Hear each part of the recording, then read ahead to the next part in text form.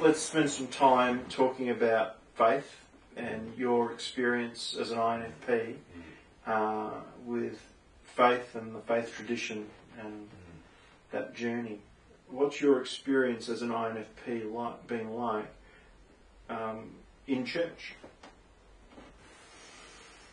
Difficult. Difficult. Difficult. I think the greater part of the difficulty is what is faith to begin with? What is it? How do you define it? Right. Too often in the church, faith has been about absolutes. About, as I said earlier, too often in church, faith is about believing a whole bunch of things. That's, as I said earlier, that's always been a problem for me. Yeah. The aspect of Christianity and spirituality that appeals to me the most is what's called the mystical tradition, which is not based on a rationalism, even though that's important. It's based on another dimension, perception, a sense, intuition, feeling. That makes much more sense to me. Do you find that gives you more room to be you? Yes, it does. Enormous room. Yeah. No space, no restrictions. Whereas don't get me wrong, Scott. I think there's a need. I think it's important to have theological beliefs, but it's not just about that. It's about something else. Right. And so I got over that fairly quickly.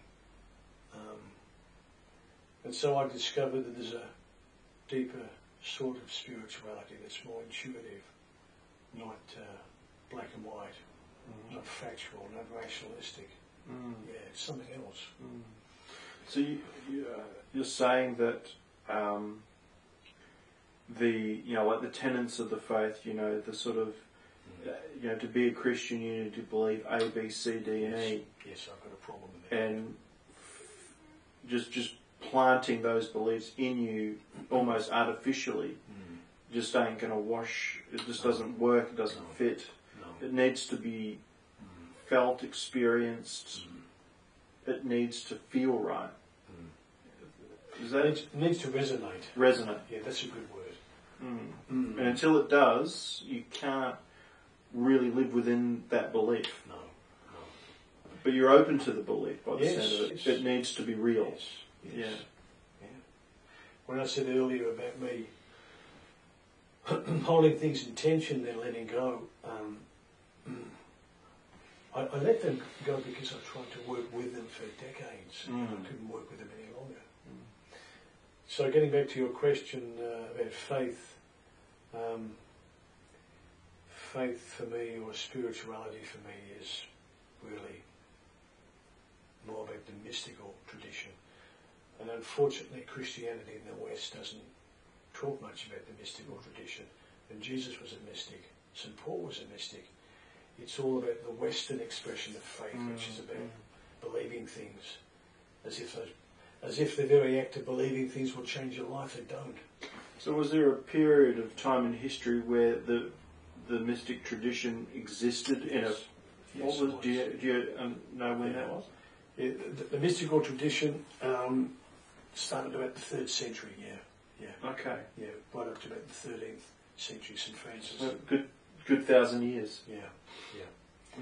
And then when the Reformation came in 1517, which was all about rationalism, it changed.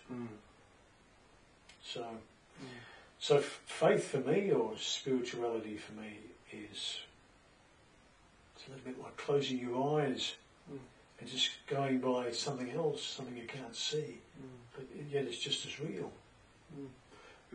You started this conversation in a way by saying, what is faith?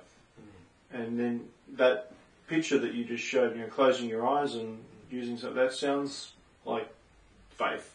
Walking by faith. Yeah, it does. It does. I think it's a good definition for faith. Yeah. faith isn't just about believing things, it's about something else. Yeah. So, getting back to the church situation, Scott,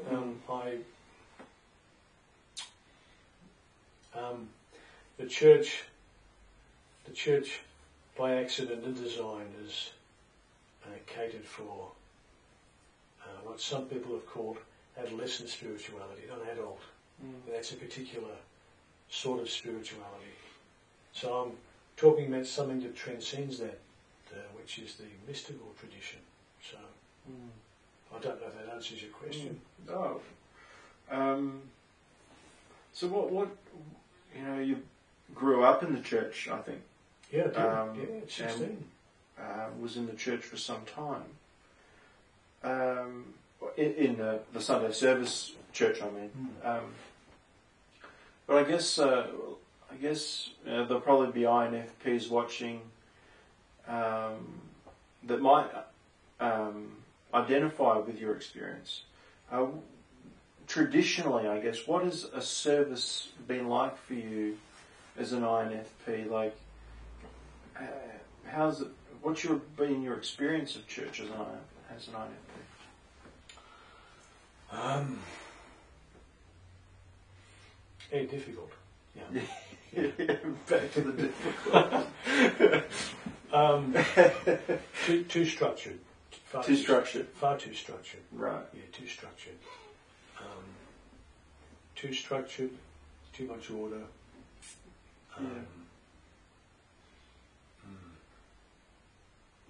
Not a lot of room for you. No. Because I would assume that your experience would be internal, more an internal experience. Yes. More than what's happening around you, it's more what's happening within you.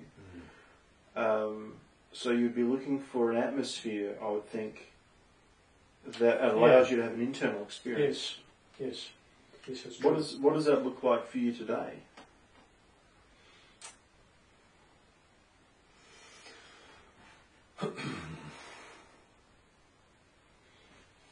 Well, I don't go to church much anymore. Right. There is a little church I go to in Collingwood. Most extraordinary church I've ever been to in my whole life. The church there for me is the closest thing I've seen to how church could be and should be. And it's a church that attracts people from the whole theological spectrum, from conservative up to liberal. Most churches don't do that. They tend to attract like attracts like. I think the reason they've done that is because the ministers in the church have just engaged with spirituality very differently from what I've seen. It's not all about the Bible says, and it's not apologetics, which is what most churches do. It's about other stuff. It's about getting a sense of what the Spirit is doing, even to the extent that the minister doesn't come prepared in the morning. That's unheard of in church. Not because she's lazy, but because she's trying to go with something else. Not always. So there's a sense in the church of what is it that the Spirit is trying to do, what is it that God's trying to do. And it seems to be that most churches don't give God that opportunity. It's too structured. So there's 10 minutes for this and there's 3.5 minutes for that. Right. And then there's, it's just a little too structured. Whereas in the church I'm referring to, there's a sense of openness, a sense of freedom, and a sense of expectation that God can do whatever God chooses to, and we're open to that. I connect with that. Yeah. But I haven't been exposed to that in a lot of other churches. Yeah.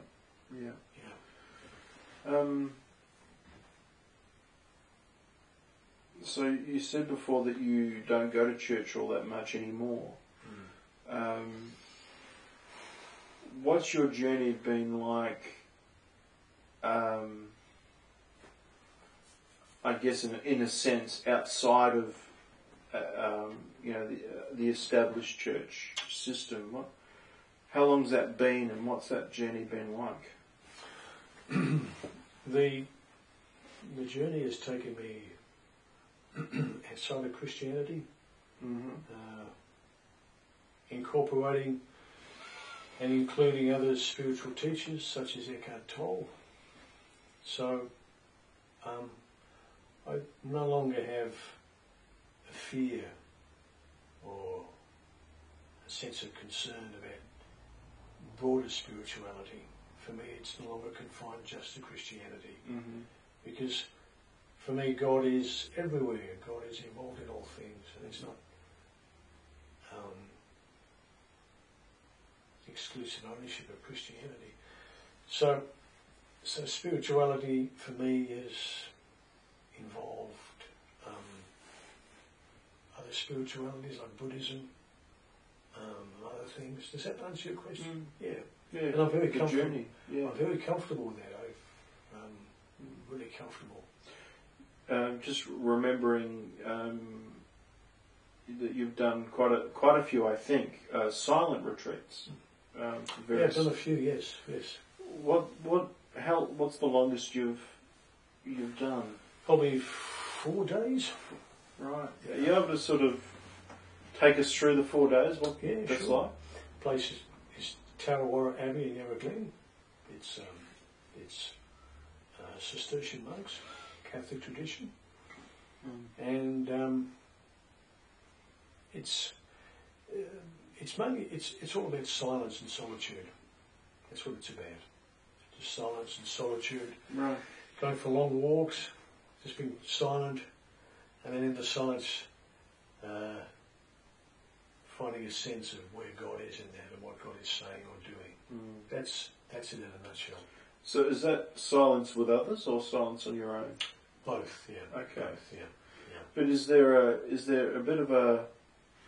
I'm assuming like there would be almost like a theme for each day in the sense of learning to be quiet and then maybe struggling with it for a day or two and then getting into a place of serenity. Can you sort of piece that together? Well, it's. I've been to the Abbey probably 6 or 7 times. There's not a set structure to it. You just go up there and have a sense yourself of what you should do. So for me, it's been times of meditation, silent meditation, even reflecting on words from the Bible, and lots of walking. For me, walking has always been a spiritual practice. It's always been a spiritual practice. Walking, I walk about 2 hours a day, and it's part of my spiritual practice. I'm curious though, what's going on internally? Oh, okay, what's going on internally? Yes. What's happening? I think the only way I can describe it is trying to get a sense of where God is and what God's saying. That's the best way I can describe it. Just a sense, feeling. Yeah. Is there a period of time where it's quite hard to be in that place? Yeah, it is. Yeah. And what's that like, and what do you do? It's not because I want to engage with others, but it's just my brain. My mind doesn't switch off. Yeah. So you become more heightened to the awareness of your brain? Almost hyper. Okay. Yeah. So it's about the discipline of solitude, the discipline of silence, trying to hold that, trying to walk in it and journey through it. So you've done 4 solid days of no talking? No, sorry, Scott. There has been talking, but there's been primarily silence. Okay, right. Yeah. So you don't get racked over the knuckles if you speak. No. Yeah. Okay. I guess I would ask maybe a sort of a then and now sort of question, like growing up in church, and the question being, where did you sense God was for you then, as opposed to where do you sense God is for you now?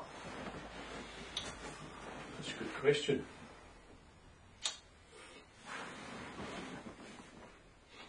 I came into the church somewhere around 14 or 15 and left or exited in my 30s, so it's about 20 years.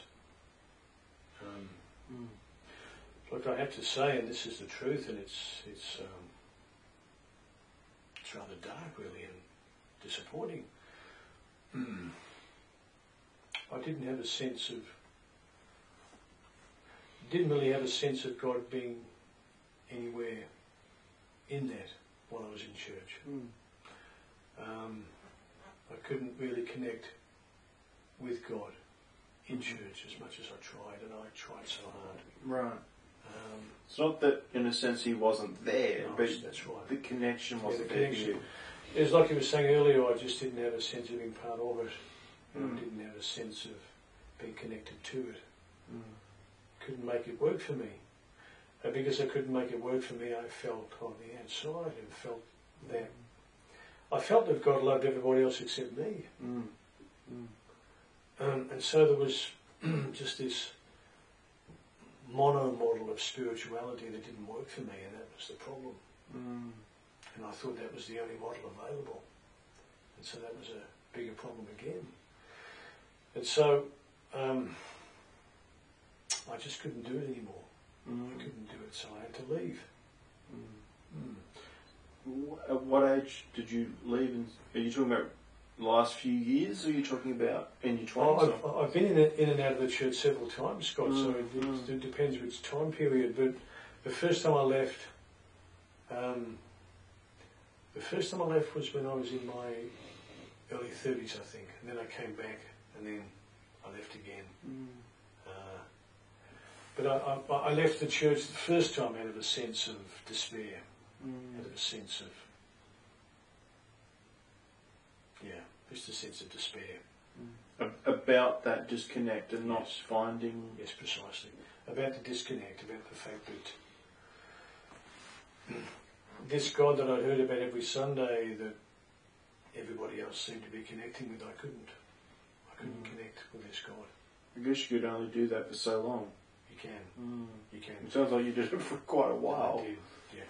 I did it for quite a while because I thought this was the only way. I didn't know there was another option. I thought if this doesn't work, I'm stuffed because there's no other way. So I hung in there and I just gave up out of a sense of despair and frustration, almost with my tail between my legs. And I remember at the time when I left the church, well-meaning friends of mine telling me I was going to go to hell. In actual fact, I was there already. but being a kind, sensitive person, you wouldn't have said that. I didn't know. Oh dear. So that was in your 30s, that point. Yeah. And what was the journey like when you left it? Oh, it was difficult. It was scary. It was scary because You were married at the time. Can I go there? Yeah.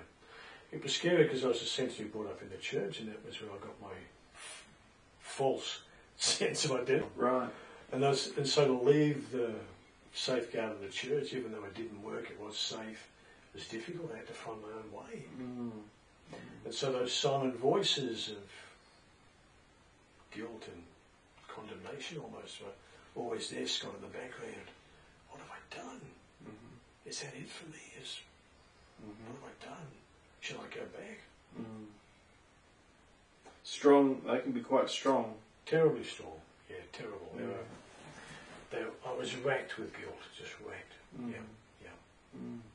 I mean, I don't think most churches don't say those things.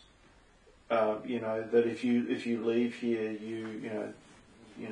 you're not so much going to hell or anything, but it's bad to leave. You must stay. Well, they don't say that. Many of them don't.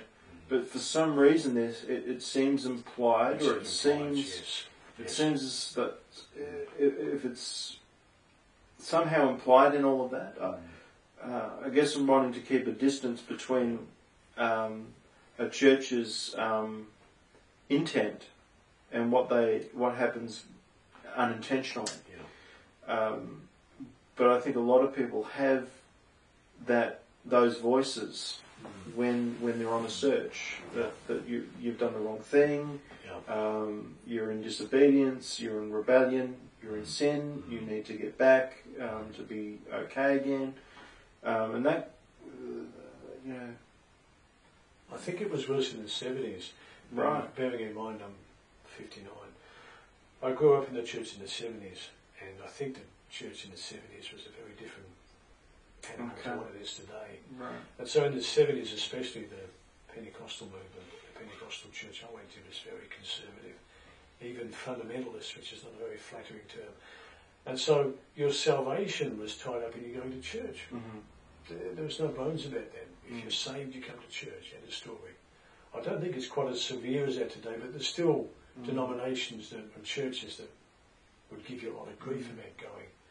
And in fact, Scott, it's funny, over the last few years I've met countless numbers of people who've just left church. Right. Some of them have left permanently, and some have left just to get a sense about what they should do. But I can't ever remember seeing it like that in the 70s when I was growing up. Everybody went to church. You went to church twice on Sunday and during the week for Bible studies. But it's different now.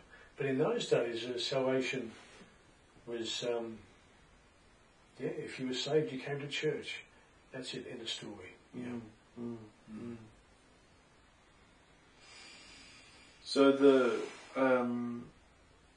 the last, I guess, season, if you like, of not being in church, and what's that been like for you? It sounds like this journey has been a lot different to the one in your 30s. Oh yes, absolutely. Completely different. Totally different. I don't have any sense of guilt, none whatsoever. I left church this time for different reasons. I left church for different reasons. Because I felt like I'd found something else. I was going to say outgrown it, but that sounds a little arrogant.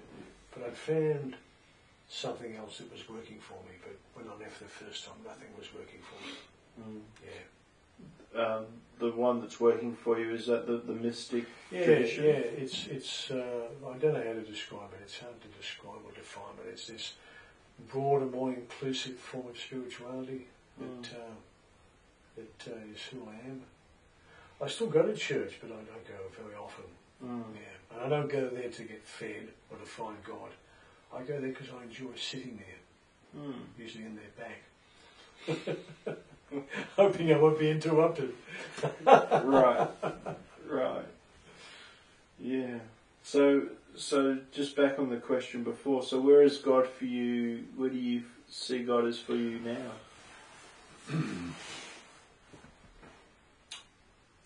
Well, probably the best way for me to answer that is to say that for me, there is no space or place where God isn't. I have this sense of God connectedness that is as strong now as at any point in my life. Just this sense of connection, this sense of oneness, I suppose. Yes. I don't need to go to church. Not that there's anything wrong with that. I don't need to go to church to get that.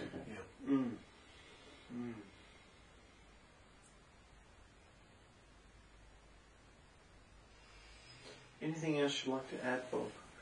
Can't think of anything else. Maybe we've come to the end of our conversation. Yes. Well, thanks for the time. It's been really good. My pleasure.